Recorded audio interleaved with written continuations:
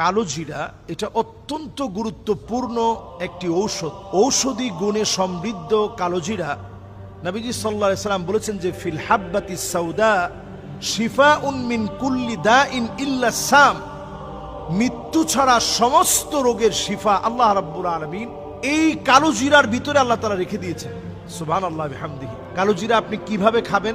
হাতের তালুতে সকাল বেলায় মধুর সাথে সামান্য একটু কালো জিরা নিয়ে আপনি সেই কালো জিরাটা হাত থেকে নিয়ে চেটে চেটে আপনি খেতে পারেন, অথবা আগে মধুটা জিহ্বায় দিয়ে সামান্য একটু কালো জিরা আপনি দিয়ে নিতে পারেন, অথবা আগে আপনি কালো জিরাটা চিবিয়ে সামান্য একটু মধু আপনি খেয়ে নিতে পারেন। যে কোনো প্রক্রিয়ায় আপনি কালো জিরা প্রত্যেক দিনের খাবারের রুটিন হিসাবে আপনি তৈরি করেন। ভর্তা বানিয়ে আপনি কালো জিরা খেতে পারেন।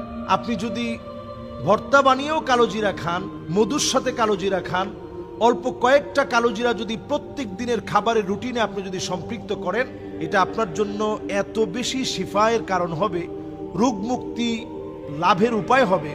বর্তমান গবেষণা বলছে কালো জিরার তেল মস্তিষ্কের ভিতরে অক্সিজেন সাপ্লাই বাড়িয়ে দেয়।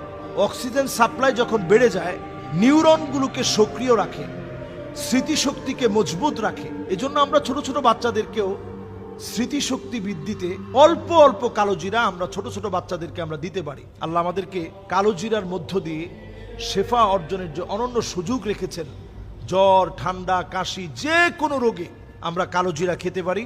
শুধু মৃত্যু ছাড়া সমস্ত রোগের শেফা আল্লাহ রাব্বুল আলামিন কালো জিরার ভিতরে রেখেছেন। আল্লাহ আমাদেরকে কালো জিরার মধ্য দিয়ে আল্লাহ তাআলা এই শিফা অর্জনের তৌফিক আল্লাহ দান করুক।